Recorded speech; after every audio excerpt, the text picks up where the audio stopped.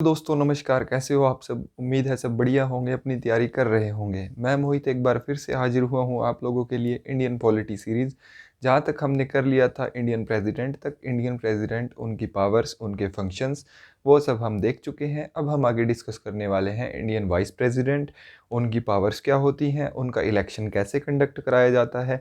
उसके बाद हम देखेंगे कि प्राइम मिनिस्टर क्या होता है, काउंसिल ऑफ मिनिस्टर क्या होते हैं, इनके सिलेक्शन कैसे होते हैं और कैसे कैसे ये अपनी वर्किंग कंटिन्यू करते हैं। तो आइए चलिए डिस्कस करते हैं। सबसे पहले Indian vice president. Vice president यानी कि भारत के उपराष्ट्रपति। उपराष्ट्रपति जो होते हैं वाइस प्रेसिडेंट, वो सेकंड प्रेसिडेंस ऑर्डर होता है। सेकंड प्रेसिडेंस ऑर्डर का मतलब ये हुआ कि इनका वरीयता क्रम जो होता है ऊपर से, जैसे इंडिया का फर्स्ट प्रेसिडेंट जो होता है वो कौन होता है, इंडिया का जो पहला नागरिक होता है वो होता है प्रेसिडेंट। इंडिया का दूसरा जो ऑर्डर आता है, सेकंड जो ऑर्डर होता है वो होता है वाइस प्रेसिडेंट यानी कि भारत के उपराष्ट्रपति।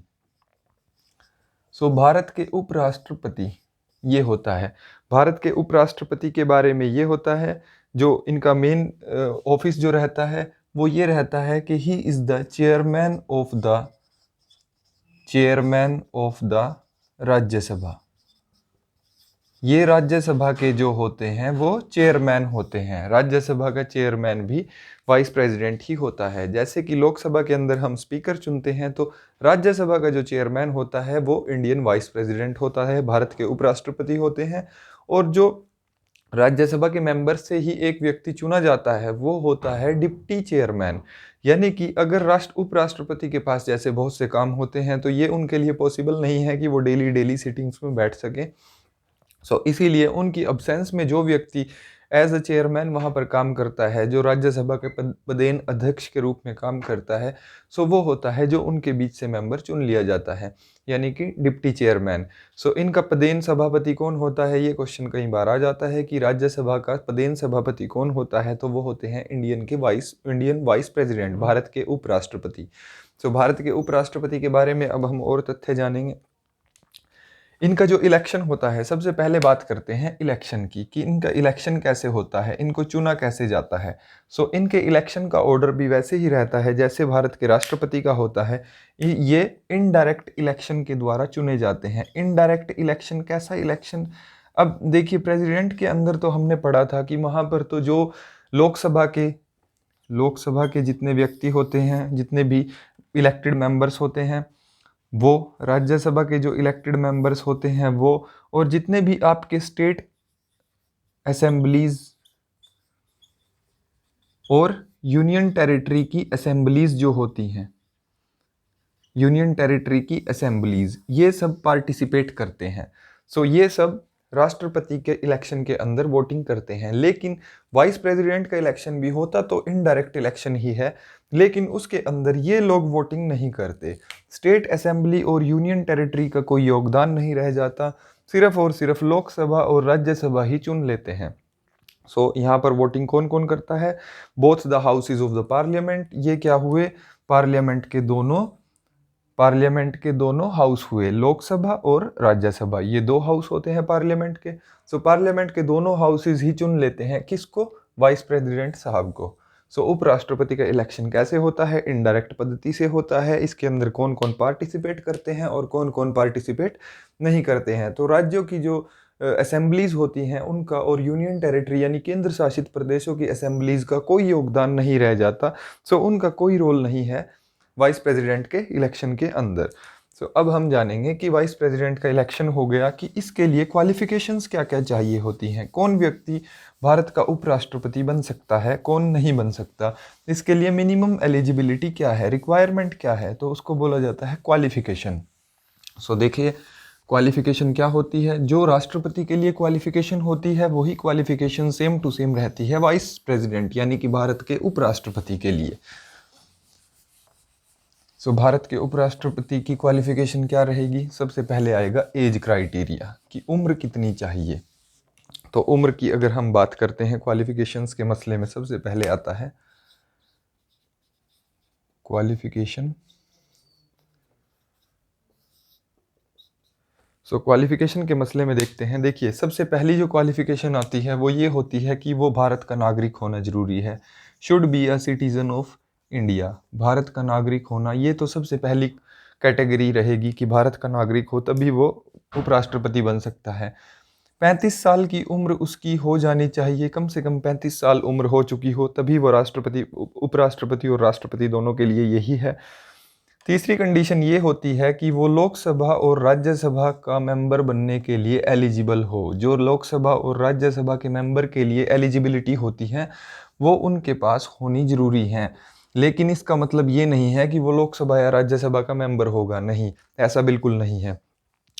लास्ट क्वालिफिकेशन की उनके पास किसी भी तरह का प्रॉफिट का ऑफिस नहीं होना चाहिए। No office of profit. No office of profit का मतलब ये होता है कि उनके पास कोई भी ऐसा पद नहीं होना चाहिए जहाँ से उनको प्रॉफिट होता हो, यानी कि वो इन्फ्लुएंस कर सके काम को। सो ये जो होती हैं क्वालिफिकेशन होती हैं, कंडीशन होती हैं। सो ये आपसे पूछा जा सकता है कि निम्न में से कौन कौन सी जो राष्ट्र, भारत के उपराष्ट्रपति, जैसे 4 ऑप्शन आपको दे देगा और वो आपसे पूछ लेगा कि निम्न में से कौन सी ऐसी कंडीशन है जो भारत के उपराष्ट्रपति होने के लिए सही नहीं है या सही है। तो वो आपसे पूछ सकता है, क्योंकि लोकसभा का मेंबर बनने के लिए आपको 25 साल की उम्र जो होती है, एलिजिबिलिटी वो 25 साल होती है। तो वो आपको कंफ्यूज कर सकता है यहाँ पर। सो आपको इस चीज़ के बारे में नॉलेज होनी ज़रूरी है कि वो आपसे पूछना क्या चाह रहा है। सो तभी आप उसका जवाब दे पाएंगे। सो यहाँ पर आपके लिए ये रहेगा, सॉरी, यहाँ पर ये लोकसभा का मेंबर नहीं बन सकता। लोकसभा का मेंबर वाली नहीं, राज्यसभा के मेंबर की एलिजिबिलिटी होनी चाहिए। लोकसभा मैंने इसलिए लिखा था ताकि आपको पता रहे, क्योंकि लोकसभा के मेंबर के लिए एलिजिबिलिटी 25 साल की होती है, लेकिन यहाँ पर 35 साल चाहिए होता है और 35 साल एलिजिबिलिटी होती है राज्यसभा के मेंबर के लिए। सो बाकी जो कंडीशन रहेंगी लोकसभा के मेंबर के पास जो होनी चाहिए वो सब इनके लिए भी रहती हैं एज इट इज़। सिर्फ और सिर्फ उम्र का जो क्राइटेरिया है इसको अगर छोड़ दिया जाए साथ में। सो ये हुई क्वालिफिकेशन। अब बात करते हैं कि इनको शपथ कौन दिलाता है। ओथ एंड अफर्मेशन की अगर हम बात करें तो वाइस प्रेसिडेंट को शपथ कौन दिलाएगा? उपराष्ट्रपति को। देखिए, उपराष्ट्रपति को जो शपथ दिलाता है वो दिलाता है भारत के राष्ट्रपति। सो भारत के राष्ट्रपति ही इनको शपथ दिलाएंगे और वो ही सारा काम कराएंगे। जैसे जो भारत के राष्ट्रपति होते हैं उनको शपथ कौन दिलाते हैं? Chief justice of India, CJI of India.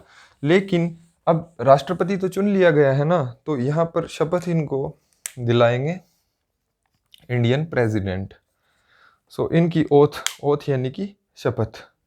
सो इनको जो शपथ दिलाएंगे वो दिलाएंगे प्रेसिडेंट साहब, यानी कि भारत के राष्ट्रपति। अब शपथ में क्या दिलाते हैं? वो शपथ में ही मतलब वो करते हैं कि मैं अपनी सच्चाई से और पूर्ण निष्ठा से काम करूँगा, किसी भी तरह का ऑफिस ऑफ प्रॉफिट मैं अपने पास नहीं रखूँगा। इस तरह की जो होती हैं वो कंडीशन होती है।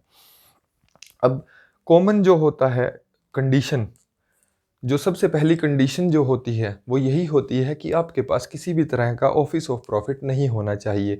और दूसरी बात ये होती है कि आपकी जो उम्र है वो 35 ईयर्स कंप्लीट हो जानी चाहिए, तभी आप इंडियन वाइस प्रेसिडेंट बन सकते हो। वाइस प्रेसिडेंट के लिए आप तभी नॉमिनेट हो सकते हो। सो आपको किसी भी हाउस का मेंबर होना वो जो है वो आपकी ऑफिस ऑफ प्रॉफिट में आता है। यानी कि अगर आप, कोई भी व्यक्ति है, वो लोकसभा का मेंबर है या राज्यसभा का मेंबर है और वो भारत के उपराष्ट्रपति के लिए चुन लिया जाता है, तो उसको अपनी सदस्यता रद्द करनी होगी। उस सदन से उसको इस्तीफा देना पड़ेगा, तभी वो भारत का उपराष्ट्रपति बन सकता है, अन्यथा वो उस ऑफिस को ज्वाइन नहीं कर सकता। सो ये प्राइम कंडीशन रहती है to be a vice president. अब बात करते हैं कि इनके ऑफिस की टर्म क्या होती है। टर्म मतलब कितने समय के लिए इनको चुना जाता है। तो हिंदुस्तान के अंदर जो वाइस प्रेसिडेंट का जो टर्म होती है वो होती है 5 साल के लिए। 5 साल के लिए इनको चुना जाता है।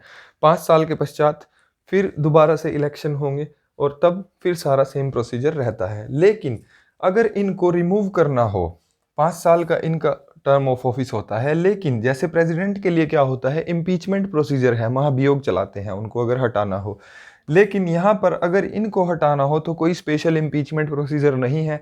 सिर्फ और सिर्फ क्या करना होगा कि राज्यसभा जो होगी, राज्यसभा के हैं ना ये पदेन अध्यक्ष, उपराष्ट्रपति जो है वो राज्यसभा की चेयरमैन है। सो राज्यसभा क्या करेगी, एक रिजोल्यूशन पास करेगी। राज्यसभा सिर्फ एक रिजोल्यूशन पास करेगी और उस रिजोल्यूशन को पास करेगी एब्सोल्यूट मेजॉरिटी से। सो ये जो मेजॉरिटी है ये मैं पहले भी बता चुका हूँ, सिंपल मेजोरिटी, एब्सोल्यूट मेजोरिटी क्या होती है। तो अगर आपको ये चीज़ नहीं पता है तो आप प्लीज़ पिछला वीडियो देख लीजिए, मैंने इमरजेंसी प्रोविज़न के अंदर भी इसको बताया है कि मेजोरिटी क्या होती है। सो एब्सोल्यूट मेजोरिटी से एक रिजोल्यूशन जो है राज्यसभा पास करेगी। एब्सोल्यूट मेजोरिटी होगी इसके टोटल मेंबर्स की मेजोरिटी के साथ, और उसके बाद इसका ये जो रिजोल्यूशन है ये इसको भेज देगी लोकसभा के पास, और लोकसभा भी अगर इसको पास कर देती है, राज्यसभा भी पास पहले ही पास करके इधर भेज चुकी है, अगर लोकसभा भी पास कर देती है तो सिंपल उपराष्ट्रपति की कुर्सी गई और उनको सिंपल प्रोसीजर से हटाया जा सकता है। तो संविधान के अंदर ऐसा कोई मेंशन नहीं किया गया स्पेशल प्रोसीजर जिससे उपराष्ट्रपति को हटाया जाए, या उनके ऊपर महाभियोग की कोई प्रक्रिया, या उनकी कोई कंडीशन ऐसी नहीं बताई गई कि इनको मतलब इनको इन कंडीशंस को अगर ये वॉइड करते हैं, इनको अगर उनकी अवहेलना करते हैं तो इनको हटा दिया जाना चाहिए। तो ऐसा कुछ मेंशन नहीं किया। तो ये जो सारा प्रोसीजर है ये छोड़ा गया है राज्यसभा के, यानी कि आप बोल सकते हो राज्यसभा और लोकसभा यानी कि पार्लियामेंट के पास। सो अगर ये दोनों इस चीज़ को पास कर देते हैं सो उसके पश्चात इनका जो टर्म है वो ख़त्म हो जाता है। और किस तरह से इनका ऑफिस खाली हो सकता है, तो अदर जो टर्म्स हैं, कंडीशंस हैं, वो ये है कि 5 साल से पहले बंदा एक्सपायर हो जाए, यानी कि समय से पहले बंदे की मृत्यु हो जाए, सबसे पहली कंडीशन। दूसरी कंडीशन ये है कि ये अपना रेजिग्नेशन दे दे। अब बात अगर रेजिग्नेशन की आ जाती है तो रेजिग्नेशन किसको देंगे? जिसने शपथ दिलाई है उसी को रेजिग्नेशन दिया जाएगा। तो रेजिग्नेशन अगर इनको देना होगा तो रेजिग्नेशन देंगे ये लिख करके अपना प्रेसिडेंट को। तो प्रेसिडेंट को सिंपल एक रेजिग्नेशन देंगे और इनका ऑफिस जो है वो खाली हो जाएगा। आगे हम बात करते हैं और किस तरह से, या इनको ऐसे रिमूव कर दिया जाए, रिमूवल अगर इनको रिमूव कर दिया जाएगा तब भी इनको ऑफिस खाली हो जाएगा। दूसरा ये है इनका पहला कंडीशन ये हुआ कि एक्सपायर हो गया इनका 5 साल का पीरियड, दूसरा रिज़ाइन कर दिया, तीसरा रिमूवल हो गया, और चौथा है कि इनकी ऑफिस के अंदर ही डेथ हो जाती है। अगर ऑफिस के अंदर ही डेथ हो जाएगी तब भी ये खाली हो जाएगा। या फिर लास्ट कंडीशन है कि इनको डिस्क्वालीफाई कर दिया जाता है। डिस्क्वालीफाई कैसे? डिस्क्वालीफाई होने की कंडीशन ये है कि मान लीजिए इन्होंने इलेक्शन जीत लिया, इलेक्शन जीत लेने के बाद इनके पास ये बात प्रूव हो जाती है कि इनके पास कोई ऑफिस ऑफ प्रॉफिट है। जो पहली कंडीशन क्या है कि कोई ऑफिस ऑफ प्रॉफिट नहीं होना चाहिए, लोकसभा या राज्यसभा में से किसी का भी सदस्य होना नहीं चाहिए बंदा। सो अगर इनके पास ऐसी कोई कंडीशन प्रूव हो जाती है तब भी ये ऑफिस से वैकेंट माने जाएंगे। तो अगर ये ऑफिस से वैकेंट माने जाएंगे तो उसका प्रोसीजर क्या है? उसका प्रोसीजर वही सिंपल है कि 6 महीने के अंदर अंदर इलेक्शंस होंगे, 6 मंथ के अंदर अंदर इलेक्शंस होंगे। इलेक्शंस होकर के जो भी नया बंदा आएगा वो उपराष्ट्रपति बनेगा और उसका कार्यकाल पूरे 5 साल का होगा। ऐसा आपसे पूछ सकते हैं क्योंकि अमेरिका के अंदर क्या होता है, अमेरिका के अंदर ये होता है कि जैसे ही किसी राष्ट्रपति की अगर मृत्यु हो जाती है तो उपराष्ट्रपति जो होता है उसको राष्ट्रपति बना दिया जाता है। और मान लीजिए राष्ट्रपति की मृत्यु हुई है 2 साल के बाद, तो उनका जितना पीरियड आगे बचा हुआ है, मान लीजिए उनका 5 साल का पीरियड है या 6 साल का पीरियड है टोटल, अगर उसमें से 4 साल अभी बचे हुए हैं तो वो बाकी के 4 साल के लिए जो है वाइस प्रेसिडेंट बन जाएंगे। तो उनके वहाँ प्रोसीजर ऐसा होता है। लेकिन हिंदुस्तान के अंदर ये होता है कि अगर प्रेसिडेंट की मृत्यु हो जाती है या किसी कारणवश प्रेसिडेंट अपने ऑफिस में नहीं है और vice president as a president काम कर रहे हैं, यानी कि उपराष्ट्रपति राष्ट्रपति की तरह काम कर रहे हैं, तो जो नया राष्ट्रपति आएगा सिर्फ तभी तक, यानी कि 6 महीने तक मैक्सिमम जो है उपराष्ट्रपति राष्ट्रपति बन के रह सकते हैं। उसके पश्चात उनका इलेक्शन होगा ही होगा और वो वापस अपने उपराष्ट्रपति के पद पर आ जाएंगे। सो सेम प्रोसीजर यहाँ पर भी होता है कि नया जो उपराष्ट्रपति आएगा वो दोबारा 6 महीने के अंदर अंदर इलेक्शन हो जाएंगे और वो पूरे 5 साल के लिए उपराष्ट्रपति रहेगा।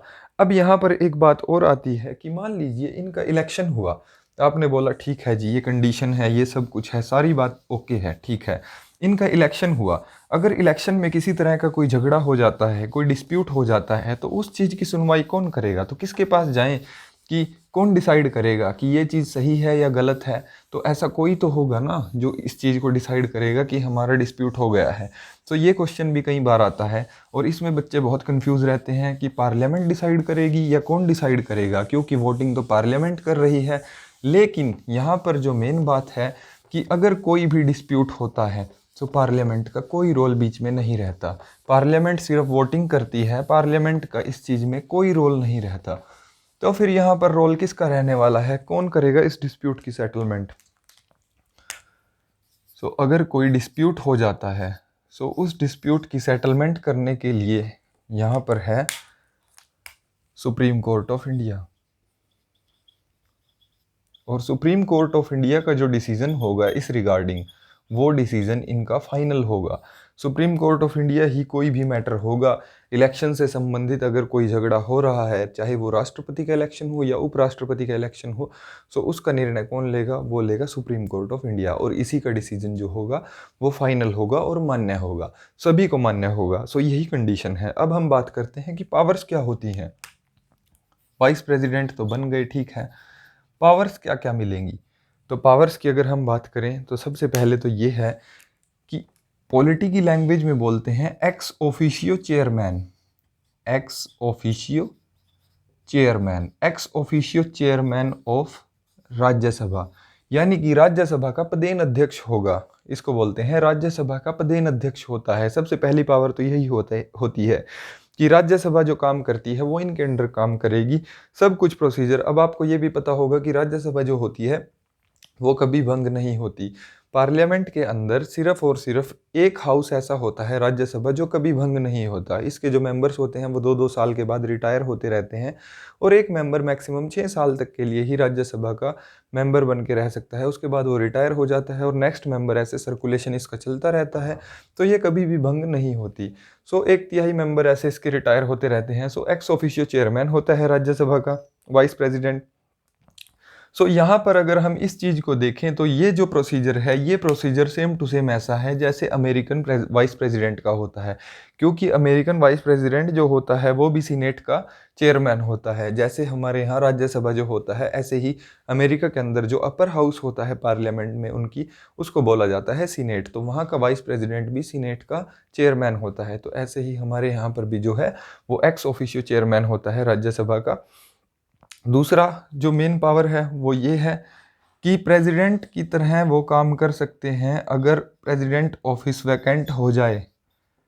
प्रेसिडेंट ऑफिस में वैकेंसी होने पर एक्ट एज प्रेसिडेंट। सो और बताओ क्या पावर चाहिए? सबसे बड़ी पावर हो गई, आपको सर्वोच्च पद मिल गया, ठीक है।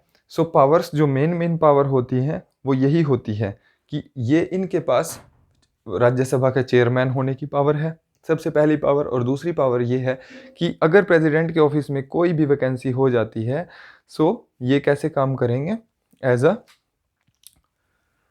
प्रेसिडेंट काम करेंगे। सो अब यहाँ पर आर्टिकल्स की बात कर लेते हैं, जहाँ पर मैक्सिमम डिस्प्यूट रहता है कि आर्टिकल किस किस से, कौन सा आर्टिकल संबंधित है। सो प्रेसिडेंट, वाइस प्रेसिडेंट, इन सब में बड़ा डिस्प्यूट रहता है, और आजकल जो क्वेश्चंस आते हैं वो आर्टिकल से बहुत पूछे जा रहे हैं। तो आर्टिकल आपको पता होने ज़रूरी है कि आर्टिकल कौन सा किससे संबंधित है। क्रैमिंग करने को नहीं बोल रहा हूँ, लेकिन जो इम्पोर्टेंट आर्टिकल है और जिस चीज़ से संबंधित है वो आपको पता होना ज़रूरी है। सो मैं आपको बताने वाला हूँ कि वाइस प्रेसिडेंट के संबंध में कौन कौन से आर्टिकल इम्पोर्टेंट हैं और कौन कौन से आर्टिकल इस चीज़ की बात करते हैं। सो सबसे पहले हम बात करते हैं कि वाइस प्रेसिडेंट का जो जिक्र आया है वो किस आर्टिकल में आया है। आर्टिकल नंबर, ये आर्टिकल्स हैं, आर्टिकल नंबर 63 हमें बोलता है किस चीज़ के बारे में? वाइस प्रेसिडेंट ऑफ इंडिया के ऑफिस के बारे में हमें बताता है आर्टिकल नंबर 63। उसके बाद आता है नेक्स्ट जो मेन आर्टिकल है वो है आर्टिकल नंबर 64, 64 नंबर आर्टिकल। ये हमें क्या बताता है? ये हमें ये बताता है कि vice president is the ex officio chairman of, ex officio chairman of Rajya Sabha. So ये जानकारी हमें कहाँ से मिलती है? आर्टिकल नंबर 64 से। सो ये इम्पोर्टेंट हो जाता है। उसके बाद 65 नंबर जो आर्टिकल है ये कहता है कि vice president act as president. कब एक्ट करेंगे as a president? In case of vacancy in president office, ठीक है। तो जैसे ही प्रेसिडेंट के ऑफिस में कोई वैकेंसी क्रिएट होगी तो वहाँ पर vice president act as a president करेंगे। उसके बाद जो मेन छोटा सा आपको पता होना चाहिए कि 66 नंबर आर्टिकल जो है वो रिलेटेड है इलेक्शन ऑफ वाइस प्रेसिडेंट से। सो वाइस प्रेसिडेंट साहब के जो इलेक्शन होंगे तो वो किससे होंगे? 66 नंबर आर्टिकल में उस चीज़ के बारे में लिखा हुआ है। आगे शपथ वगैरह के जो आर्टिकल्स हैं इनके, वो इतने इम्पोर्टेंट नहीं है कि वाइस प्रेसिडेंट को शपथ कौन दिलाता है और ये वगैरह। लेकिन यहाँ पर जो उनकी मेन पावर्स हैं, वो किस अथॉरिटी से ये पावर एग्जीक्यूट करते हैं, उनके ऑफिस के बारे में जिक्र किस में है, और ये कि उनका इलेक्शन किस उससे होता है, किस आर्टिकल के तहत होता है। तो ये आपको पता होना चाहिए कि 63 से लेकर के 66 तक जो आर्टिकल हैं वो इम्पोर्टेंट है, और ये भारत के उपराष्ट्रपति से डील करते हैं। सो ये रहा उपराष्ट्रपति के बारे में। अब उपराष्ट्रपति के बारे में कुछ दो और इम्पोर्टेंट फैक्ट्स हैं जो आपको पता होना चाहिए मेरे हिसाब से। सो ये मैं आपको अपनी जनरल नॉलेज के लिए बता रहा हूँ। बाकी हो सकता है कि आपको एग्जामिनर पूछ ले, कल को एग्जामिनर का ध्यान इस ओर चला जाए और वो इस क्वेश्चन को अराइज कर दे। तो सबसे पहला क्वेश्चन जो है वो ये है कि अभी तक ऐसा कौन सा उपराष्ट्रपति है जिसकी मृत्यु अपने ही ऑफिस के अंदर हो गई थी। सो इसकी अगर मैं बात करूं तो ऐसे भारत के जो उपराष्ट्रपति थे उनका नाम था कृष्णकांत। 1997 के अंदर ये भारत के उपराष्ट्रपति बने थे और इनकी डेथ हो गई थी अपने ही ऑफिस के अंदर। मतलब जब ये भारत के राष्ट्रपति थे तो उस समय पर ही, उपराष्ट्रपति थे उस समय पर ही इनकी मृत्यु हो गई थी। ठीक है, सो ये आपको पता होना चाहिए। और ऐसे कौन से उपराष्ट्रपति हैं जो राष्ट्रपति की मृत्यु के पश्चात एज अ प्रेसिडेंट जिन्होंने वर्क किया है, सो उसके बारे में भी आपको पता होना चाहिए। देखिए, सबसे पहले मैं बात करूंगा कि जब डॉक्टर जाकिर हुसैन जो थे राष्ट्रपति थे, तो आपको पता होगा कि डॉक्टर जाकिर हुसैन अपने कार्यकाल के दौरान ही इनकी मृत्यु हो गई थी। सो डॉक्टर जाकिर हुसैन की मृत्यु होने के पश्चात यहाँ पर जो वाइस प्रेसिडेंट साहब जो थे वो थे वी गिरी। वी गिरी। सो इन्होंने क्या किया था, जब डॉक्टर जाकिर हुसैन की मृत्यु हुई तो वी गिरी जो थे वो वाइस प्रेसिडेंट थे और ये ऑटोमेटिकली प्रेसिडेंट बन गए थे। ठीक है, सो वी गिरी ऐसे पहले व्यक्ति थे। और दूसरे व्यक्ति कौन थे? फखरुद्दीन अली अहमद। ये भारत के राष्ट्रपति रहे हैं। सो जब फखरुद्दीन अली अहमद की अपने ऑफिस के, ये इंदिरा गांधी के समय की बात है, तो उस समय पर इनकी जो है मृत्यु हो गई थी। सो यहाँ पर उस समय वाइस प्रेसिडेंट जो थे, भारत के उपराष्ट्रपति थे, उनका नाम था बी.डी. जत्ती। सो बी.डी. जत्ती जो थे ये उपराष्ट्रपति थे और फखरुद्दीन अली अहमद की मृत्यु के पश्चात इन्होंने एज अ प्रेसिडेंट काम किया ऑफिस के अंदर। सो ये आपको कुछ इंपॉर्टेंट फैक्ट्स हैं जो भारत के उपराष्ट्रपति के बारे में पता होने चाहिए। सो अब हम देखते हैं प्राइम मिनिस्टर, कि प्राइम मिनिस्टर क्या होता है, उनकी ड्यूटीज़ और फंक्शंस क्या क्या हैं। तो अब हम बात करने वाले हैं प्राइम मिनिस्टर, प्रधानमंत्री। प्राइम मिनिस्टर्स ऑफिस या प्रधानमंत्री। सो इनका चुनाव कैसे होता है? सो देखिए, ये आपको पता होना चाहिए कि भारत के अंदर जो संविधान के अंदर मेंशन किया हुआ है वो ये मेंशन किया हुआ है कि जो रियल एग्जीक्यूटिव अथॉरिटी होगी, रियल एग्जीक्यूटिव यानी कि असल पावर जिसके पास होगी तो वो होगी प्रधानमंत्री के पास। और नॉमिनल एग्जीक्यूटिव जो होगा, यानी कि जिसके नाम पर सारा काम चलेगा लेकिन वो एग्जीक्यूटिव असल में है नहीं, उसके पास असलियत में पावर्स है नहीं, तो वो है राष्ट्रपति। सो यहाँ पर हम डिस्कस कर रहे हैं प्राइम मिनिस्टर के बारे में। So prime minister is the real executive, यानी कि जो असल में जिसके पास शक्तियाँ हैं, जो असल में कार्य कर रहा है। सो प्राइम मिनिस्टर के बारे में जब बात करते हैं, सो इनका नाम आता है रियल एग्जीक्यूटिव। रियल एग्जीक्यूटिव, या फिर अगर हम कानून की भाषा में बोले सो इसको बोला जाता है de facto. De facto, de facto यानी कि ये जो है वो वकालत की भाषा में इनको इसी तरह से इनका प्रोनाउंस किया जाता है। सो डी फैक्टो मतलब होता है रियल, और एग्जीक्यूटिव मतलब एग्जीक्यूटिव जो कार्यवाहक या कार्यकारी। सो अब प्राइम मिनिस्टर के बारे में अगर हम बात करें तो पूरे जो कॉन्स्टिट्यूशन है हमारा, पूरे कॉन्स्टिट्यूशन के अंदर प्राइम मिनिस्टर के बारे में सिर्फ 3 आर्टिकल्स में जिक्र है। सो वो 3 आर्टिकल्स जो हैं उन्हीं के अंदर ये बात लिखी हुई है, प्राइम मिनिस्टर के जो पद है उससे संबंधित ऐसा कोई वो नहीं है। सिर्फ और सिर्फ जैसे 74 आर्टिकल है, आर्टिकल नंबर 74, उसके अंदर ये डिस्कशन आता है कि there is a council of minister who shall be responsible for the act of the government with the help of prime minister. So वहाँ पर पहला जिक्र मिलता है कि एक काउंसिल ऑफ मिनिस्टर होगी जो प्राइम मिनिस्टर की यानी प्रधानमंत्री की अंडर कार्य करके प्रधानमंत्री की मदद से पूरे के पूरे कार्य को संचार करेगी, पूरे के पूरे कार्य को चलाएगी। यहीं से हमें पता चलता है प्राइम मिनिस्टर के ऑफिस के बारे में। अब प्राइम मिनिस्टर का सिलेक्शन होता कैसे है?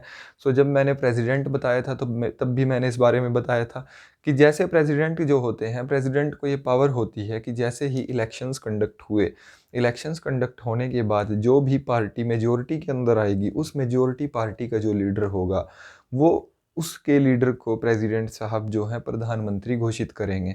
और प्रधानमंत्री घोषित करने के बाद उसको 6 महीने का टाइम मिलेगा। 6 महीने के अंदर अंदर उसको क्या करना होगा? लोकसभा के अंदर अपना बहुमत साबित करना होगा। अगर वो लोकसभा के अंदर बहुमत साबित कर देते हैं तो कॉन्ग्रेचुलेशन, सरकार बन गई। सरकार बन गई तो फिर उसके बाद वो जो व्यक्ति प्रधानमंत्री चुना गया है वो बताएगा कि ये बंदे मेरे हैं, इनको आप घोषित करिए मिनिस्टर। तो उसको घोषित कौन करेगा? नाम प्रधानमंत्री बताएंगे और घोषित करेंगे प्रेसिडेंट साहब। तो प्रेसिडेंट साहब बोलेंगे कि ये रेलवे मिनिस्टर है, ये फाइनेंस मिनिस्टर है, ये डिफेंस मिनिस्टर है, ये होम मिनिस्टर है, वगैरह वगैरह जो भी मिनिस्ट्री होंगी। मिनिस्ट्रीज अलॉट करने का जो काम करेंगे वो काम करेंगे प्राइम मिनिस्टर। एक्चुअल में प्राइम मिनिस्टर जो है, प्राइम मिनिस्टर जो काम करा रहे हैं उस पर मोहर जो लगाएंगे वो प्रेसिडेंट साहब लगाएंगे। प्रेसिडेंट साहब ही बोलेंगे कि इसको मैंने इस चीज़ का मिनिस्टर घोषित किया है। और एक्चुअल में मिनिस्टर घोषित किया किसने है, मिनिस्टर बनवाया किसने है? वो बनवाया है प्राइम मिनिस्टर ने। इसी चीज़ को हम देखते हैं कि कैसे प्रेसिडेंट के नाम पर सारा काम होता है, बिल उनके नाम पर फटता है और काम कौन करता है। इस चीज़ को देखिए। प्राइम मिनिस्टर यानी कि रियल एग्जीक्यूटिव यानी कि डी फैक्टो एग्जीक्यूटिव। सबसे पहले बात आती है कि अपॉइंटमेंट कैसे होती है। अपॉइंटमेंट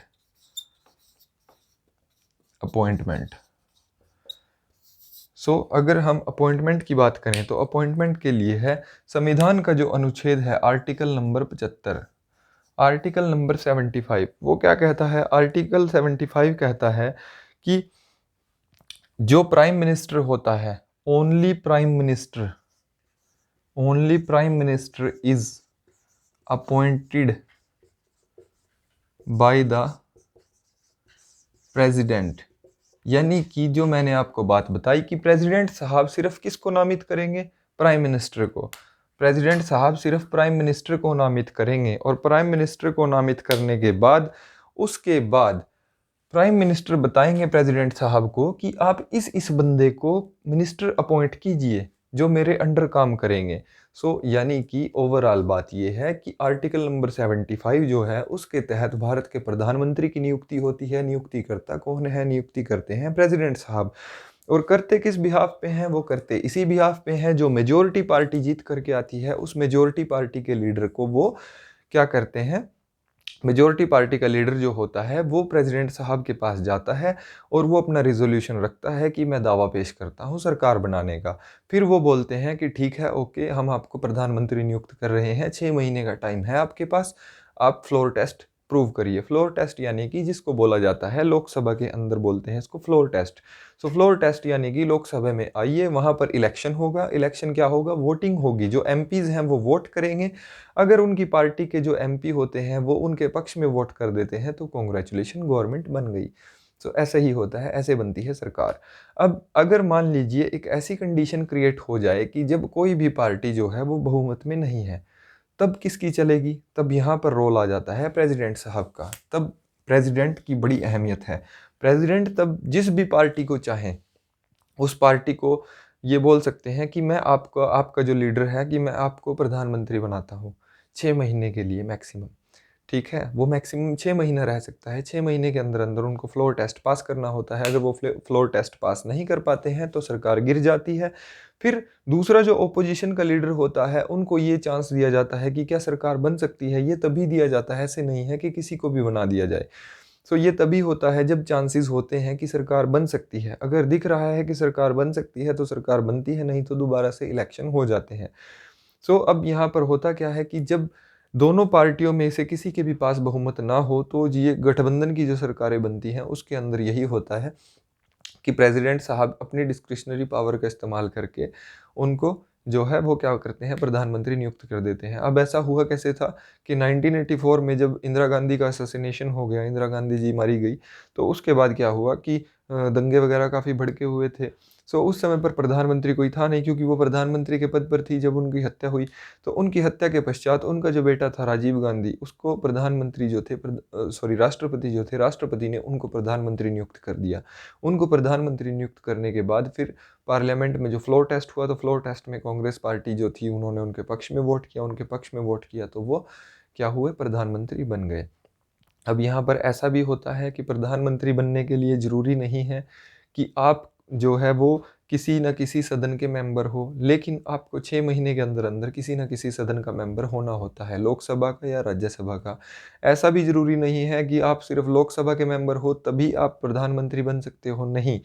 3 प्रधानमंत्री ऐसे हुए हैं जो लोकसभा के मेंबर नहीं थे, राज्यसभा के मेंबर थे, और उसके बावजूद वो प्रधानमंत्री बने। लेटेस्ट तो आप सभी जानते होंगे, डॉक्टर मनमोहन सिंह। डॉक्टर मनमोहन सिंह ने कभी इलेक्शन नहीं लड़ा, कभी भी नहीं। वो हमेशा ही राज्यसभा के जो थे, वो राज्यसभा के सदस्य चुने जाते थे, और राज्यसभा के सदस्य के तौर पर ही वो इधर प्रधानमंत्री उन्होंने, कांग्रेस गवर्नमेंट ने उनको अपना लीडर घोषित किया हुआ, और उन्होंने एज अ प्रधानमंत्री कार्य किया, लेकिन वो लोकसभा के अध्यक्ष थे ही नहीं। ऐसे ही इंदिरा गांधी भी राज्यसभा के सदस्य होते हुए प्रधानमंत्री रही हैं। सो इस तरह 3 जो लीडर हैं वो रहे हैं प्रधानमंत्री इस प्रकार से। सो मैंने आप लोगों को डिटेल में बताया है कि कंडीशंस क्या क्या होती हैं, ऐसा कोई ज़रूरी नहीं है। सो उन तीनों लीडर का आपको नाम भी पता होना चाहिए। तीनों लीडर के नाम आप नोट करना चाहो तो नोट कर सकते हो। देखिए, सबसे पहले नाम आता है इसमें इंदिरा गांधी का। इंदिरा गांधी, ये जो मैं नाम लिख रहा हूँ ये वो है जो राज्यसभा के मेंबर रहते हुए प्रधानमंत्री बने। तो सबसे पहले नाम आता है इंदिरा गांधी का। 1966 के अंदर जब ये प्रधानमंत्री बनी, सो इनका जो मेंबरशिप थी वो थी राज्यसभा की। फिर देवगौड़ा, आप सभी जानते होंगे, HD देवगौड़ा, आप लोगों ने नाम सुना होगा। तो 1996 में जब इन्होंने सरकार बनाई थी तो ये भी राज्यसभा के मेंबर थे। उसके बाद लेटेस्ट तो मैंने आप लोगों को बता ही दिया, डॉक्टर मनमोहन सिंह।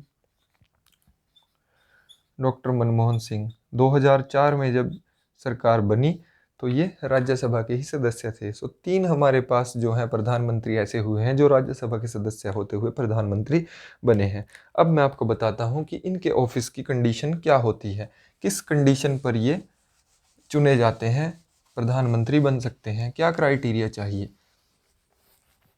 सो कंडीशंस के बारे में डिस्कस कर लेते हैं।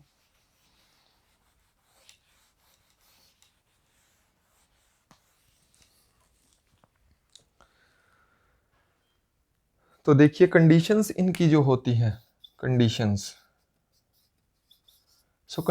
सारी वही होती हैं जो एक लोकसभा का सदस्य बनने के लिए होती हैं। लोकसभा का मेंबर अगर कोई व्यक्ति बन सकता है तो इसका मतलब ये हुआ कि वो प्रधानमंत्री भी बन सकता है, इसमें कोई शक नहीं है। प्रधानमंत्री या जो प्रधानमंत्री बनने के लिए ये कंडीशन जरूरी है। जैसे राष्ट्रपति के अंदर क्या होता था कि जिस भी व्यक्ति को राष्ट्रपति या उपराष्ट्रपति बनना है उसको अपना संसद की जो सीट है वो खाली करनी पड़ती है। लेकिन यहाँ पर क्या है कि जो भी व्यक्ति प्रधानमंत्री बनेगा, he should be a member of Lok Sabha या राज्यसभा, यानी कि पार्लियामेंट का मेंबर होना उसे बहुत जरूरी है। पार्लियामेंट के अंदर क्या चीज आती है, पार्लियामेंट जो जुड़ के बनता है 2 सदनों से, लोकसभा या राज्यसभा। सो या तो वो लोकसभा का मेंबर हो या राज्यसभा का मेंबर हो। अगर वो इनमें से किसी का भी मेंबर है तो congratulation, he could be a prime minister. तो उसके लिए उसको क्या चाहिए, उसके लिए उसको चाहिए अपनी पार्टी का बहुमत। अपनी पार्टी, उसको, उसकी जो भी पार्टी है वो उसको उसका लीडर घोषित करे। अगर वो उसको उसका लीडर घोषित कर देती है so he could be a prime minister. अब बात आती है कि शपथ कौन दिलाता है। ओथ की अगर हम बात करें तो शपथ कौन दिलाता है। सो आर्टिकल नंबर 75 ने ही ये बोला कि there should be a prime minister who should be appointed by president. So कौन शपथ दिलाएगा, शपथ दिलाता है राष्ट्रपति। सो भारत के राष्ट्रपति जो होते हैं वो शपथ दिलाते हैं। और इनका जो टर्म होता है, टर्म कितना होता है प्राइम मिनिस्टर का, 5 साल का। 5 साल का इनका टर्म होता है, और 5 साल का टर्म पूरा होने के बाद फिर दोबारा से री इलेक्शन हो जाते हैं, ये आप सभी जानते ही हैं। सो ये हुआ कि कैसे कैसे इनका जो कार्य होता है वो चलता है। अब हम बात करने वाले हैं कि काउंसिल ऑफ मिनिस्टर के रिलेशनशिप में क्या इनका प्रोग्राम है in relation to council of minister.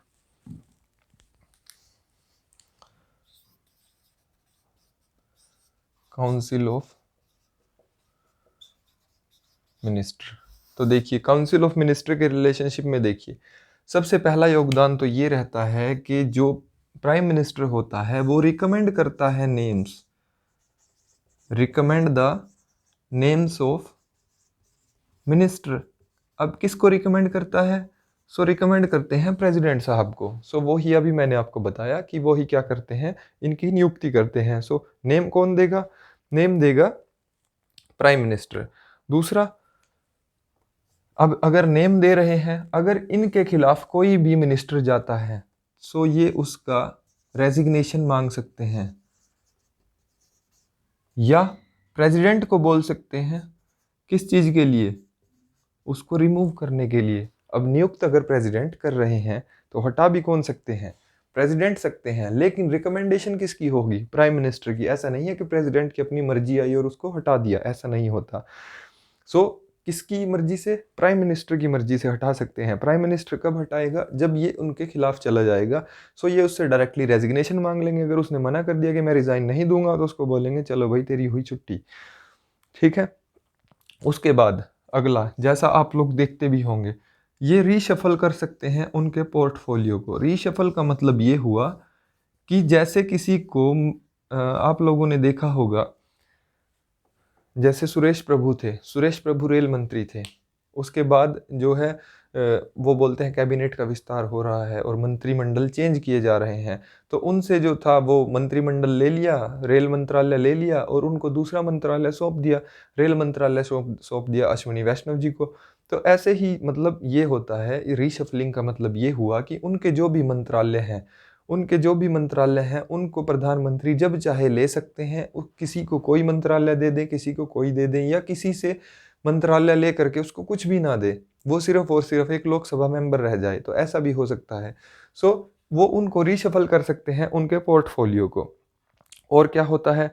और ये होता है कि जो प्रधानमंत्री जो होते हैं उनका जो मेन काम होता है वो ये होता है कि वो इनको गाइड करेंगे, डायरेक्ट करेंगे। किनको? Council of minister. Council of minister का मतलब ये है कि उनकी मिनिस्ट्री के अंदर जितने भी मिनिस्टर्स हैं उनकी जो भी एक्टिविटी हो रही हैं उनको गाइड करेंगे, डायरेक्ट करेंगे, या उनमें साथ साथ हो सकता है कि उनके साथ साथ कोलैबोरेट करने लग जाए, उनको खुद उस चीज़ के बारे में बताने लग जाए।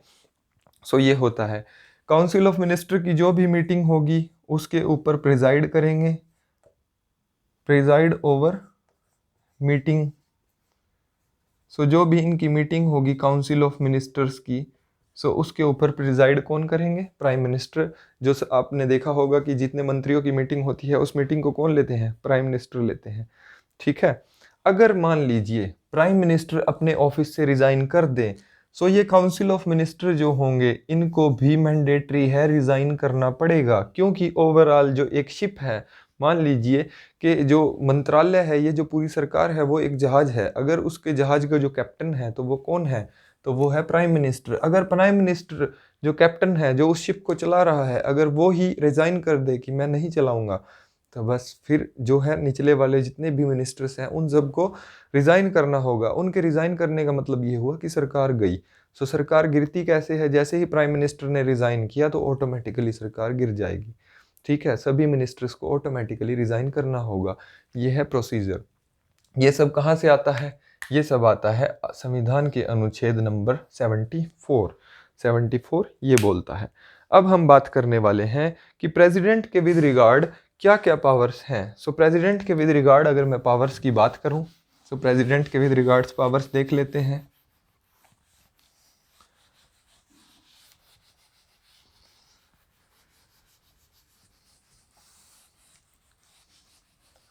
जो सारी पावर्स हैं प्राइम मिनिस्टर की, प्राइम मिनिस्टर सब मोस्ट पावरफुल ऑफिस, सो उसके पास जो पावर्स हैं, देखिए अब प्रेसिडेंट के विद रिस्पेक्ट टू उनका क्या काम है? In relation to president, president के रिलेशन में उनका क्या काम है? तो देखिए सबसे पहला काम तो यही है कि प्रिंसिपल चैनल जो है, प्रिंसिपल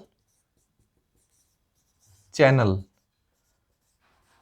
प्रिंसिपल चैनल कौन है? प्राइम मिनिस्टर है। प्रिंसिपल चैनल से मतलब यहाँ पर यह हुआ कि अगर सरकार कल को कोई भी बिल लेकर के आ रही है या सरकार कोई भी कार्य कर रही है तो उस कार्य के बारे में अगर प्रेसिडेंट को कोई बताएगा तो वो कौन बताएगा, वो बताएगा prime minister. It should be the moral responsibility of the prime minister. ये प्राइम मिनिस्टर जो है, प्रधानमंत्री जो है, उनका नैतिक कर्तव्य बनता है ये उनको बताना, कि मुझे उनको ये बताना है, ये उनकी ड्यूटी है। क्योंकि ओवरऑल जो सरकार चल रही है वो चल रही है भारत के राष्ट्रपति के नाम पर, और भारत के राष्ट्रपति को सरकार के कार्यों की जानकारी कौन देगा, जो सरकार चला रहा है। सरकार कौन चला रहा है, सरकार चला रहे हैं प्रधानमंत्री जी, तो उनको ये जानकारी उनको देनी होगी। So he is the principal channel of communication.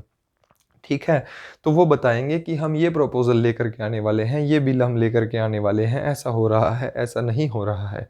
ठीक है, और क्या, और ये होगा कि ये एडवाइस करेंगे कौन, प्राइम मिनिस्टर, किसको, राष्ट्रपति को, किस रिगार्डिंग,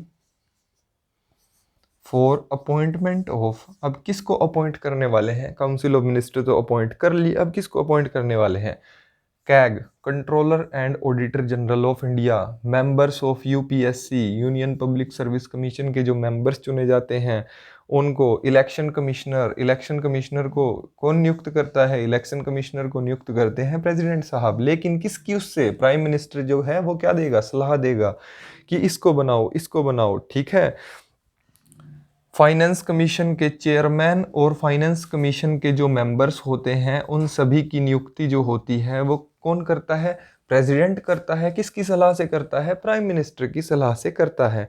सो इस तरह के जो भी ऑफिसेस हैं उन ऑफिसेस पर, जैसे जो अटॉर्नी जनरल ऑफ इंडिया हुआ और जो भी इतने जितने ऑफिसेस हैं अदर, उन सब में प्रधानमंत्री की सलाह पर प्रेसिडेंट जो है उनकी नियुक्ति करते हैं। तो ये पावर्स होती हैं प्राइम मिनिस्टर के पास विद रिगार्डिंग टू प्रेसिडेंट। अब हम बात करेंगे कि पार्लियामेंट के संबंध में इनकी क्या जो है वो ज़रूरतें हैं, अहमियत है, क्या अहमियत है प्रधानमंत्री की, पार्लियामेंट में इनको किस चीज़ का जवाब देना होता है, क्यों ज़रूरी है इनके लिए पार्लियामेंट में आना। जैसे अभी के टाइम में जो प्रधानमंत्री हैं वो है मोदी जी, तो मोदी जी को आप लोगों ने देखा होगा पार्लियामेंट के अंदर, तो क्यों ज़रूरी है इनका पार्लियामेंट के अंदर आना। सो पार्लियामेंट के विद रिगार्ड अगर हम बात करें, सो देखिए जो लोअर हाउस होता है, लोअर हाउस यानी कि लोकसभा, सो लोअर हाउस यानी कि लोकसभा का लीडर जो होता है वो कौन होता है, लोअर हाउस लीडर कौन होता है, प्राइम मिनिस्टर। जो हमारे प्रधानमंत्री होते हैं वो लोअर हाउस के लीडर होते हैं। अब इनका मेन काम क्या होता है पार्लियामेंट के उसमें रिगार्ड में, तो ये क्या करेंगे, ये राष्ट्रपति जी को कहेंगे, किस चीज़ के बारे में कहेंगे, प्रेसिडेंट को किस रिगार्डिंग। अब फिर बात आ जाती है कि प्रेसिडेंट को सलाह देंगे, किस रिगार्डिंग सलाह देंगे, समनिंग एंड प्रोरोगिंग। अब summoning and proroguing of house, अब ये समनिंग एंड प्रोरोगिंग क्या हुआ, समनिंग का मतलब होता है कि संसद का सत्र शुरू करने के लिए, प्रोरोगिंग मतलब खत्म करने के लिए। तो सत्र को जो है शुरू कौन करता है, शुरू करते हैं प्रेसिडेंट साहब, वो अपनी स्पीच देते हैं, और ख़त्म कौन करते हैं, प्रेसिडेंट साहब। प्रेसिडेंट साहब के ही डिक्लेरेशन से वो ख़त्म होती है, लेकिन सलाह कौन देता है, प्राइम मिनिस्टर। तो प्रधानमंत्री की सलाह से ही संसद के सत्र शुरू होते हैं और इन्हीं की उससे ख़त्म होते हैं। और क्या होता है, ये रिकमेंड कर सकते हैं प्रधानमंत्री को, अगर ये लिख करके दे दें कि अब लोकसभा भंग हो रही है, डिसोल्यूशन ऑफ लोकसभा, तो पूरे देश के अंदर इलेक्शन होंगे। अगर प्रधानमंत्री ने लिख करके दे दिया प्रेसिडेंट को कि लोकसभा हम भंग कर रहे हैं, लोकसभा को भंग कर दीजिए, तो लोकसभा को भंग कौन करेंगे, प्रेसिडेंट साहब। कौन लिख करके देगा, प्राइम मिनिस्टर। ठीक है, अब नेक्स्ट क्या होता है कि अगर पार्लियामेंट के अंदर मान लीजिए जैसे मोदी जी आते हैं, सो वो जो गवर्नमेंट पॉलिसीज होती हैं, गवर्नमेंट पॉलिसीज को हाउस फ्लोर पर डिस्क्राइब करते हैं, वो बताते हैं कि हमारी सरकार ये बिल लेकर के आ रही है, हमारी सरकार ये पॉलिसी लेकर के आई है, तो फिर उस पर सुनवाई होती है हाउस के अंदर कि नहीं नहीं ये जनता के खिलाफ है, ये जनता के विरुद्ध है, ये है वो है, जो भी होता है। सो वो जो गवर्नमेंट पॉलिसीज़ वगैरह हैं उनको फ्लोर पर लेकर के आना, ये भी किसका काम है? प्रधानमंत्री का। सो ये प्रधानमंत्री की मुख्य मुख्य ड्यूटियां हैं जो उनको करनी होती हैं, इसीलिए उनका पार्लियामेंट के अंदर आना जरूरी है। अब हम देखते हैं कि इनसे अलग कुछ और शक्तियां होती हैं प्रधानमंत्री के पास, तो वो शक्तियां क्या क्या हैं, तो उस बारे में डिस्कस कर लेते हैं। उम्मीद है आप लोगों को ये बात समझ आ रही होगी जैसे मैं बता रहा हूँ, क्योंकि क्वेश्चन जो आते हैं आपका इस चीज़ को समझना बहुत ज़्यादा ज़रूरी है कि कौन एडवाइस दे रहा है, कौन कर रहा है। एग्जामिनर इन्हीं चीज़ों में कंफ्यूज करके क्वेश्चन पूछता है। सो अदर पावर्स के बारे में देखते हैं और क्या क्या पावर्स हैं। और पावर्स देखिए कि प्राइम मिनिस्टर जो होता है वो चेयरमैन होता है किसका? चेयरमैन ऑफ, देखिए अभी है नीति आयोग, नीति आयोग है अभी, पहले जो होता था वो प्लानिंग कमीशन होता था, अभी उसको भंग करके बना दिया गया है, मोदी सरकार ने बना दिया नीति आयोग। तो नीति आयोग का चेयरमैन होता है। दूसरी एक काउंसिल होती है national development council. National development council जो होती है ये वो काउंसिल होती है कि नीति आयोग जिस भी बिल को फ्रेम करता है, जैसे ये लेकर के आते हैं कि हम किसानों के लिए ये बिल लेकर के आ रहे हैं, या हम कंज्यूमर एक्ट लेकर के आ रहे हैं, कोई भी एक बिल मान लीजिए, सपोज कीजिए कोई एक ABC कोई बिल तैयार किया।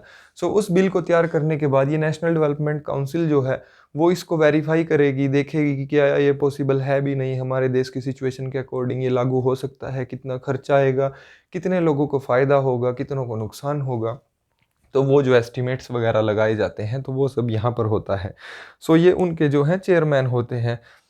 इंटर स्टेट काउंसिल होती है, इंटर स्टेट काउंसिल यानी कि जो सभी राज्यों के मुख्यमंत्री होते हैं उनकी जो एक पूरी की पूरी मंडली होती है उसका चेयरमैन भी प्राइम मिनिस्टर होता है। इनकी मीटिंग होती है तो उसको लीड भी प्राइम मिनिस्टर करते हैं सभी के साथ। जितना नेशनल वाटर रिसोर्स काउंसिल जो है, नेशनल वाटर रिसोर्स काउंसिल यानी कि जो भी ये जो पानी वगैरह का जो इश्यूज रहते हैं इन सब की जो मीटिंग होती है उन सबको नेशनल इंटीग्रेशन काउंसिल। तो इन सब के जो है नेशनल इंटीग्रेशन काउंसिल, इन सब के जो है चेयरमैन के तौर पर प्राइम मिनिस्टर कार्य करते हैं। दूसरा चीफ स्पोक्समैन होते हैं। ये पर क्वेश्चन जो है ये कई बार पूछा भी जा चुका है। Chief spokesman of union government, तो यूनियन गवर्नमेंट यानी कि सरकार की तरफ से जो मुख्य प्रवक्ता होगा वो कौन होगा? वो होता है प्रधानमंत्री। Chief spokesman of the government यानी कि सरकार का जो मुख्य होता है। और क्राइसिस मैनेजर इन चीफ होते हैं। क्राइसिस मैनेजर इन चीफ का मतलब ये हुआ कि अगर देश के ऊपर कोई विपदा आन पड़ी तो उस विपदा को डील करने के लिए कोई एक लीडर होना चाहिए। तो वो लीडर कौन होगा? क्राइसिस मैनेजर इन चीफ, प्रधानमंत्री होंगे। तो ये इनकी दूसरी पावर्स होती है, जो मेन पावर्स के बारे में हम बात कर रहे हैं। नेक्स्ट हम बात करते हैं जो पॉलिटिकल पार्टी पावर में होगी ये उसके लीडर होंगे। He is the leader of the party in power. Political party की मैं बात कर रहा हूँ। नेक्स्ट हम बात करते हैं कि जो भी सर्विसेज हमारी हैं उसके पॉलिटिकल हेड होते हैं। ये पॉलिटिकल हेड होते हैं किसके? सर्विसेज के। सो ये जो होती हैं प्रधानमंत्री की मुख्य मुख्य बिंदु हैं, उनकी पावर्स हैं जिसके बारे में हमने डिस्कशन किया है। ठीक है, सो ये आपको पता होना चाहिए। ये आपसे क्वेश्चंस पूछे भी जाते हैं, यहीं से एग्जामिनर क्वेश्चन सेट करता है और आपको इनके बारे में डिटेल्ड जानकारी होनी ज़रूरी है। अब नेक्स्ट हम देख लेते हैं कि जो प्रधानमंत्री का पद है, इतना बड़ा पद है, इसके बारे में कुछ प्रवक्ताओं ने अपने अपने प्रवचन रखे हैं। तो वो प्रवचन क्या क्या हैं? सो सबसे पहले हम बात करते हैं, जैसे हिस्ट्री के अंदर आप लोगों ने पढ़ा होगा इस चीज़ को, लॉर्ड मॉरले। लॉर्ड मॉरले, तो लॉर्ड मॉरले जो है इन्होंने प्रधानमंत्री के जो पद को कहा है वो कहा है प्राइमस इंटर पैरस।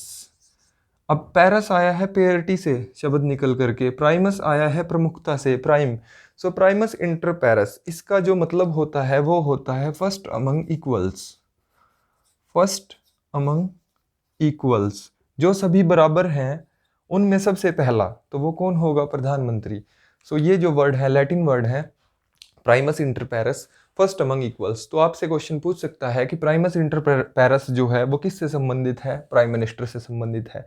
किसने प्रधानमंत्री के बारे में ये कथन कहा है कि प्राइमस इंटर पैरस या फर्स्ट अमंग इक्वल्स? तो वो कहा है लॉर्ड मॉरले ने। अब एक होता है आइवर जेनिंग्स, आप लोगों ने इसका नाम पहले भी सुना होगा, आइवर जेनिंग्स। आइवर जेनिंग्स ने प्रधानमंत्री के पद को क्या कहा है? सो आइवर जेनिंग्स ने कहा है कि एक सूरज है, a sun around which planets are revolving. एक सूरज है जिसके इर्द गिर्द उपग्रह जो ग्रह हैं वो घूम रहे हैं। यहाँ पर सन किसको बोला गया है? सन बोला गया है प्रधानमंत्री को, और ये जो प्लैनेट्स बोला गया है ये बोला गया है काउंसिल ऑफ मिनिस्टर्स को। जो मिनिस्टर्स होते हैं वो किसके इर्द गिर्द घूमते रहते हैं? इस सूर्य के इर्द गिर्द घूमते रहते हैं। जैसे ही ये डूबा, इनका डूबना तय है। जैसा मैंने बताया, जहां इसने इस्तीफा दिया प्राइम मिनिस्टर ने, तो काउंसिल ऑफ मिनिस्टर्स को ऑटोमेटिकली इस्तीफा देना पड़ता है। अब नेक्स्ट, मुनरो ने क्या कहा है प्रधानमंत्री के पद को?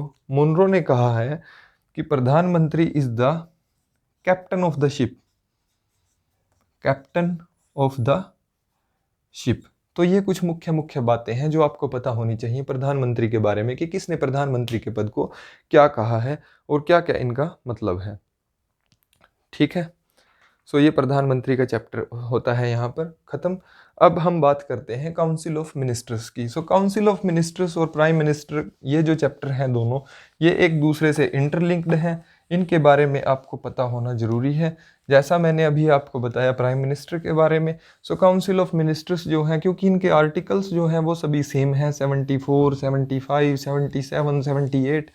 ये सभी आर्टिकल एक दूसरे से इंटरलिंक्ड हैं, तो इन्हीं के बारे में हम डिस्कस कर लेते हैं एक बार। अब मैं बात करने वाला हूँ काउंसिल ऑफ मिनिस्टर्स की। Council of minister, article number 74 हमें ये बोलता है, आर्टिकल नंबर 74 में ये बात बोली गई है that there should be a council of minister. Article number 74, article number 74 के अंदर ये बात बोली गई है कि that there should be a council of minister. एक काउंसिल ऑफ मिनिस्टर होनी जरूरी है। ये काउंसिल ऑफ मिनिस्टर क्या करेगी? ये हेल्प करेगी किसकी? प्राइम मिनिस्टर की हेल्प करती है ये। प्राइम मिनिस्टर इसका लीडर होगा और प्राइम मिनिस्टर के आगे होंगे ये काम करेंगे काउंसिल ऑफ मिनिस्टर। और इनका जो नॉमिनेशन होगा, ये जो करेंगे काम, वो किसके अंडर करेंगे? प्राइम मिनिस्टर के। और ये जो कार्य करेंगे सब किसके लिए? प्रेसिडेंट के लिए कार्य करेंगे। ये बोला गया है आर्टिकल नंबर 74 के अंदर। एक उससे पहले आर्टिकल नंबर 75 की एक बात जान लीजिए। आर्टिकल नंबर 75 के अंदर ये बात लिखी हुई है that there should be collective responsibility. Collective responsibility, इस कलेक्टिव रिस्पॉन्सिबिलिटी जो शब्द है ये बड़ा इंपॉर्टेंट है। कलेक्टिव रिस्पॉन्सिबिलिटी से हमें ये बात पता होनी चाहिए कि जो कलेक्टिव रिस्पॉन्सिबिलिटी का मतलब ये होता है कि अगर प्रधानमंत्री इस्तीफा दे दे तो काउंसिल ऑफ मिनिस्टर जो है वो कलेक्टिवली रिस्पॉन्सिबल है, इंडिविजुअल नहीं, कलेक्टिवली रिस्पॉन्सिबल है। अगर इन्होंने इस्तीफा दिया यहाँ पर इनको भी इस्तीफा देना पड़ेगा हाउस से। ये बोली गई है बात आर्टिकल नंबर 75 के अंदर। ये आपको पता होनी चाहिए। ठीक है, और एक आता है आर्टिकल नंबर 78। तो अब ये भी क्वेश्चन आपसे पूछा जा सकता है कि ऐसा कहाँ पर लिखा है कि प्रधानमंत्री को हर एक अपने कार्य के बारे में राष्ट्रपति को बताना जरूरी है? तो हाँ, लिखा है भाई, आर्टिकल नंबर 78 में लिखा है। क्या लिखा है? कि it should be the responsibility of the prime minister to communicate. किस चीज़ के बारे में कम्युनिकेट करेंगे?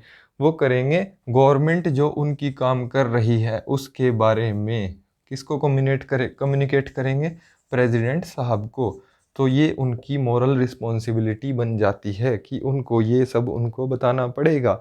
और इसी आर्टिकल के तहत ये होता है, आर्टिकल नंबर 78 के सी में ये बात लिखी हुई है कि अगर प्रेसिडेंट ये बात बोल दे कि प्राइम मिनिस्टर ने कोई बात नहीं बताई और इधर से प्रेसिडेंट साहब ने बोला कि ये बताओ मुझे ये सब क्या चल रहा है, मुझे इसके बारे में बताओ, ये उनकी रिस्पॉन्सिबिलिटी बनती है, उनको बताना पड़ेगा। चाहे वो आधी रात पूछ लें, सुबह में पूछ लें, दोपहर में पूछ लें, उनको बताना पड़ेगा कि हम ये कर रहे हैं। ये प्रेसिडेंट का हक है।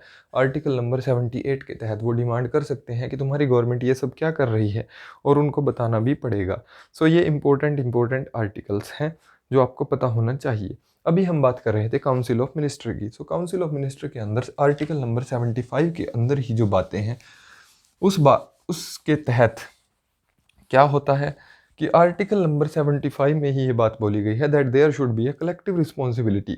और प्राइम मिनिस्टर जो होता है, ये मैं पहले ही बता चुका हूँ, प्राइम मिनिस्टर ही इनके नाम देगा कि ये बंदा मिनिस्टर बन सकता है। ठीक है, अब यहाँ पर जो एंटी डिफेक्शन लॉ आया था, तो आप सभी को पता होगा कि 91st अमेंडमेंट एक्ट के तहत, 91st अमेंडमेंट एक्ट ऑफ 2003 के 91वें संविधान संशोधन एक्ट के तहत क्या चीज़ डिसाइड हुई थी?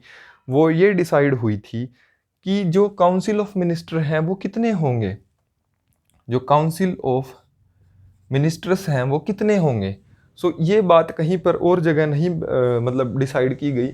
सो इसको 91st अमेंडमेंट एक्ट 2003 के अंदर लिया गया कि council of minister should be, जो लोकसभा होगी उस लोकसभा के 15% से ज़्यादा नहीं होने चाहिए। यानी कि जितने लोकसभा की टोटल मेंबरशिप है उसका 15% निकाल लो, आप उससे ज़्यादा मंत्री नहीं बना सकते। ऐसा नहीं है कि लोकसभा के अंदर 500 मेंबर बैठे हैं, 500 के 500 मंत्री हो जाएंगे, नहीं, ऐसा बिल्कुल नहीं हो सकता। ठीक है, तो यहाँ पर ये बात काउंसिल ऑफ मिनिस्टर्स के बारे में ये बात डिसाइड हो गई थी कि काउंसिल ऑफ मिनिस्टर के अंदर जो है वो 15% से ज़्यादा बंदे नहीं बैठेंगे। और ये बात किसने डिसाइड कर दी थी? ये बात डिसाइड हो चुकी थी 91st अमेंडमेंट एक्ट ऑफ 2003। सो जो कलेक्टिव रिस्पॉन्सिबिलिटी वगैरह और जो काउंसिल ऑफ मिनिस्टर जो हैं ये कैसे कैसे नियुक्त होते हैं, इनको प्रधानमंत्री जब चाहे हटा सकते हैं, इनके पोर्टफोलियो चेंज कर सकते हैं, तो ये सब हम पीछे भी डिस्कस कर चुके हैं। तो बार बार इन चीज़ के बारे में डिस्कशन करना मेरे हिसाब से सही नहीं है। किस आर्टिकल के तहत हो रहा है ये आपको पता चल गया कि आर्टिकल नंबर 75 के तहत हो रहा है। आर्टिकल नंबर 74 के अंदर ये बात बोली गई है कि काउंसिल ऑफ मिनिस्टर बनेंगे। आर्टिकल नंबर 75 ये बोल रहा है। अब बात कर लेते हैं कि आर्टिकल नंबर 77 क्या कहता है। आर्टिकल नंबर 77 बात करता है कि जो भारत की सरकार बन गई, ठीक है जी, कलेक्टिव रिस्पॉन्सिबिलिटी हो गई, काउंसिल ऑफ मिनिस्टर बन गए, अब भारत की सरकार कार्य कैसे करेगी, तो उस कार्य के बारे में डिस्कस किया गया है भारत के संविधान के अनुच्छेद 77 के अंदर। आर्टिकल नंबर 77 किस चीज़ से डील करता है? ये डील करता है conduct of business of government of India. Bharat की सरकार जो है वो बिजनेस कैसे कंडक्ट करेगी। सो यहाँ पर ही ये बात बताई गई है 77 के अंदर कि जो भी कार्य किए जाएंगे वो किस नाम पर किए जाएंगे? On the name of president of India. जो भी काम करोगे वो किसके नाम पर होंगे भाई? वो होंगे भारत के राष्ट्रपति के नाम पर। ठीक है, और जितने भी ऑर्डर वगैरह होंगे, जैसे आप लोगों ने देखा होगा कि कोई भी जो बिल होता है संसद से पास होता है तो उसके बाद जैसे एक हाउस, फिर उसके बाद दूसरा हाउस, और उसके बाद कहाँ पर जाता है? राष्ट्रपति के पास जाता है। राष्ट्रपति चाहे तो अपनी वीटो पावर इस्तेमाल कर सकते हैं, नहीं चाहे करना चाहें तो उसको सैंक्शन दे सकते हैं, तभी वो पूरे देश के अंदर लागू होता है। ये हमने प्रेसिडेंट वाले चैप्टर में पढ़ा है। तो यही बात यहाँ पर है। ये कहाँ से आई है? आर्टिकल नंबर 77 में है कि कोई भी ऑर्डर वगैरह हो वो पूरे देश के अंदर अगर एग्जीक्यूट कराना है तो प्रेसिडेंट के हस्ताक्षर बहुत ज़्यादा ज़रूरी हैं। उनके नाम पर ही कंडक्ट ऑफ बिजनेस होगा, क्योंकि आप किसके लिए काम कर रहे हो? ये आपका कोई पर्सनल काम नहीं है, आप कर रहे हो भारत सरकार का काम। ठीक है, सो यहाँ पर नेक्स्ट क्या आता है इसके अंदर कि प्रेसिडेंट क्या करेंगे? रूल्स बनाएंगे। किस चीज़ के लिए रूल्स बनाएंगे? For conduct of business of India, for conduct of business. ठीक है, कि कैसे कैसे कार्य होगा, कैसे कैसे करना चाहिए, राइट, कौन से मंत्री होंगे, क्या कुछ करेंगे। ठीक है, सो किस मंत्रालय के पास कितना कितना काम होना चाहिए। ये बात अलग है कि प्रधानमंत्री हर एक चीज़ में इसमें सलाह देता है, वो सब अलग मैटर है, लेकिन हो किसके नाम पर रहा है और कहाँ से ये चीज़ निकल करके आती है तो वो ज़रूरी है। अब नेक्स्ट हम बात कर लेते हैं आर्टिकल नंबर 78 क्या बोलता है। Article number 78। तो आर्टिकल नंबर 78 फिर अगेन वही बात आ जाती है जो अभी हमने डिस्कस किया था कि ड्यूटीज़ ऑफ प्राइम मिनिस्टर जो हैं वो हर एक आप प्रेसिडेंट को बताएंगे कि ये मेरा बिजनेस चल रहा है, हम ये पॉलिसीज़ लेकर के आ रहे हैं, ये फलाना फलाना, ये सब रहने वाला है आर्टिकल नंबर 78 के तहत। अब एक जो लास्ट क्वेश्चन है यहाँ पर जो बनता है वो ये बनता है कि काउंसिल ऑफ मिनिस्टर वाला ये जो चैप्टर है, इस चैप्टर की आवश्यकता क्या पड़ी। सो इसके बारे में भी संविधान के अंदर ब्रीफली मेंशन किया गया है कि काउंसिल ऑफ मिनिस्टर क्यों बनाए गए। सो ऐसा क्या हुआ। तो देखिए आर्टिकल नंबर 74 के अंदर ही एक बात मेंशन है। जो बात थी वो ये थी कि प्रेसिडेंट जो होंगे, प्रेसिडेंट अपना कार्य कैसे करेंगे? President work on the advice of council of ministers, यानी कि प्रेसिडेंट साहब जो काम करेंगे वो किसकी सलाह पर करेंगे? ऑन द एडवाइस ऑफ किसकी? काउंसिल ऑफ मिनिस्टर्स की। यानी कि काउंसिल ऑफ मिनिस्टर्स जो हैं वो प्रेसिडेंट साहब को उनका काम करने में मदद करेंगे। सो काम करने में मदद करने के लिए ही ये कंप्लीट सेटअप बनाया गया है। ये किसकी मदद कर रहे हैं? प्रेसिडेंट की। फिर उसके बाद हुआ ये था कि 42वें 42nd और जो 42nd के अंदर संशोधन किया गया था उसी को 44th अमेंडमेंट एक्ट के तहत भी उसी तरह रखा गया, इसको चेंज नहीं किया गया। सो 42वें और 44वें अमेंडमेंट एक्ट के तहत क्या हो गया था कि ये जो एडवाइस होगी, ये एडवाइस ये इनके ऊपर बाइंडिंग कर दी गई। क्या कर दी गई? बाइंडिंग। यानी कि प्रेसिडेंट साहब इनकी काउंसिल की जो एडवाइस है उसको मानने के लिए बाध्य हैं। वो इसको मना नहीं कर सकते कि मैं इस चीज़ को नहीं मानूंगा। तो उनको बाध्य कर दिया गया कि ये उनके ऊपर क्या है? बाइंडिंग है। अगर वो ऐसा नहीं करते हैं तो वो खुद कानून का उल्लंघन कर रहे हैं। ठीक है। सो ये सब जो था वो था काउंसिल ऑफ मिनिस्टर्स के बारे में। आर्टिकल नंबर 74 में पहले ये जो एडवाइस थी वो बाइंडिंग नहीं थी, बाध्य नहीं थी। तो बाध्य कब हुई? 42nd अमेंडमेंट एक्ट के तहत ये सब चेंजेस किए गए थे। उसके बाद यहाँ पर एक बात और है कि ये बात भी बोली गई है कि प्रेसिडेंट साहब जो काम करेंगे, तो ये सब क्या होता है कि प्रेसिडेंट की सेटिस्फैक्शन, जहाँ पर भी शब्द आता है president's satisfaction, so president satisfaction को यहाँ पर 1974 के अंदर कोर्ट ने थोड़ा सा इलेबरेट कर दिया। 1974 के अंदर इस शब्द को कोर्ट ने थोड़ा सा बढ़ाकर बताया, इसके बारे में खुलकर बताया। सो कोर्ट ने बोला कि 1974 के मामले में कोर्ट ने बोला कि प्रेसिडेंट सेटिस्फैक्शन जहाँ पर भी शब्द आता है, जैसे इमरजेंसी लग गई थी, इमरजेंसी के अंदर क्या हुआ कि प्रेसिडेंट सेटिस्फैक्शन चाहिए, बस इमरजेंसी लग जाएगी। सो उन्होंने बोला कि not your personal satisfaction, it's the satisfaction of council of minister. इसीलिए ये बात रखी गई कि काउंसिल ऑफ मिनिस्टर की जो सलाह है वो बाध्य होगी प्रेसिडेंट के ऊपर। ऐसा नहीं है कि इकलौते बंदे के मन में आया कि भाई मुझे इमरजेंसी लगानी है तो इमरजेंसी लग गई। नहीं नहीं नहीं, ऐसा नहीं चलेगा। तो उन्होंने बोला कि ये जो एडवाइस होगी ये बाइंडिंग है। ओके। उसके बाद जो सेटिस्फैक्शन का जहां पर भी जिक्र आता है, it is not your personal satisfaction, it is the satisfaction of council of ministers. अगर काउंसिल ऑफ मिनिस्टर्स आपको लिखित में प्रस्ताव देते हैं कि ये चीज़ करनी है तभी आप ये काम करोगे। सो इसीलिए prime minister, council of minister, ये सब क्या होते हैं, किस किस आर्टिकल के तहत इनकी एडवाइस क्या होती है, क्या इनकी इंपॉर्टेंस है। उम्मीद है आप लोगों को ये बात समझ आई होगी। सो मैंने काफ़ी डिटेल में समझाने की कोशिश की है।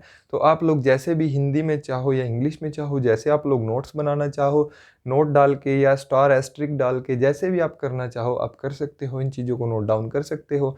मैंने काफ़ी इंपॉर्टेंट फैक्ट्स आपको बताए हैं। उम्मीद है आपको वीडियो अच्छा लगा होगा और पसंद आया होगा। अगर पसंद आया है तो अपने दोस्तों के साथ शेयर करना मत भूलिएगा। मिलते हैं नेक्स्ट वीडियो के अंदर जहाँ पर हम डिस्कस करेंगे पार्लियामेंट के बारे में। तब तक के लिए थैंक यू, बाय बाय।